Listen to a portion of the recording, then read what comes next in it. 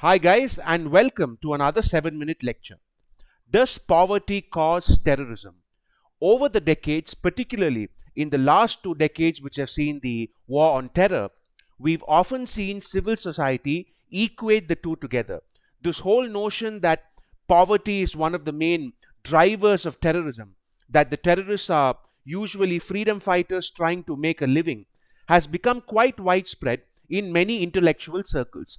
In fact, if you look at most economic analyses of terrorism, you will find many experts insisting on this. However, in recent years, a lot of researchers have begun to question this narrative. In this video, we intend to look at both sides, as we usually do, and hopefully it gives you, the viewers, enough of a snapshot to make up your own mind. As far as the argument in favor of the idea goes, I think it's a pretty intuitive one. Given that the world economic system is based on money, it makes sense to assume that the oppressed are usually poor.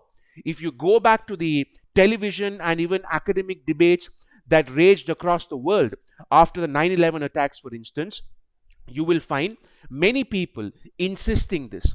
And even today, when we look at counterterrorism debates, it takes for granted that economics plays a big role in turning people into terrorists.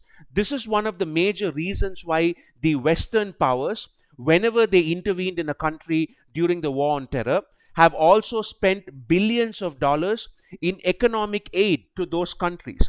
The Allies didn't just invade Afghanistan and Iraq, they also spent a huge amount of money trying to build infrastructure and provide financial assistance because of this belief that poverty is a major driver of terrorism and that swamp has to be drained.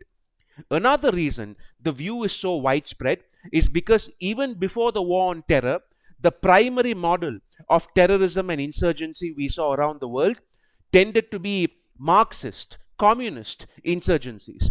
During the Cold War, we saw dozens of them in Central America, South America, the Middle East, South Asia, Southeast Asia, East Asia, West Africa, Central Africa.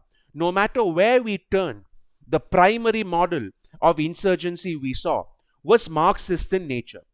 The struggle of the peasants against the oligarchs, the uprisings of the proletariat against the bourgeois, the revolution of the working class against the corporate elites. This was the rhetoric we constantly saw from insurgent groups around the world. It didn't matter where they were from. It was this sentiment that was tapped into over and over again. You could take the example of Che Guevara in Central America. You could take the example of Kano Sanyal, who founded the Naxalite Marxist movement in India. Incidentally, I was in law school the same time as Kano Sanyal's grandson, but that's for another story. You could take the example of the communist rebellion in the Far East, in the Philippines, which rages on to this day and is Asia's longest running insurgency. All of them, without exception, tap into this whole poverty angle to justify their methods because that's a big part of communist rhetoric. We aren't waging war against you for our own interest. We're waging war against you because we fight for the poor. That's what they've all said. Another compelling argument in favor of linking poverty and terrorism is the way that poverty has played a tangible role in other forms of large-scale violent crime perpetrated by non-state actors. I did a video on maritime piracy, the resurgence of it a few days ago. There's absolutely no doubt that socio-economic conditions in Somalia was a direct feeder into that. I'll certainly do a video somewhere down the line on the narcotics trade in South America, where once again, the evidence is quite clear that poverty and economic exploitation played a huge role in fostering that environment. However, it's very tricky to teleport this logic into the current paradigms of terrorism we see all over the world. If you look at most Islamic terror groups, for instance, it isn't poverty they are tapping into, it's theology. I did a video on Osama bin Laden just yesterday. He was a billionaire. The guys who flew those planes into the Twin Towers were from rich families. Sri Lanka, where I live, had a deadly terror attack 2 years ago where over 250 people died. They were from some of the richest families in the country.